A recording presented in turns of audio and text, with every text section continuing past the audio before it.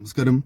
ഏവരും വീടുകളിൽ വരണം എന്ന് ആഗ്രഹിക്കുന്ന പക്ഷികളിൽ ഒന്നാണ് ഉപ്പൻ. അത്രമേൽ പ്രാധാന്യം ഉപ്പനുണ്ട്. വിഷ്ണു ഭഗവാന്റെ ലക്ഷ്മി നാരായണ കടാക്ഷമുള്ള വീടുകളിൽ വരുന്ന പക്ഷികളിൽ ഒരു പക്ഷിയാണ് ഉപ്പൻ. അതിനാൽ തന്നെ ഉപ്പൻ വീടുകളിൽ വരികയാണ് എങ്കിൽ സർവ്വ സൗഭാഗ്യങ്ങളും ഐശ്വര്യങ്ങളും ആ വീടുകളിലേക്ക് വന്നു ചേരും എന്നാണ് പറയുക. എന്നാൽ ഉപ്പൻ വീടുകളിൽ വരുമ്പോൾ നാം ചെയ്യേണ്ട ഒരു കാര്യമുണ്ട്.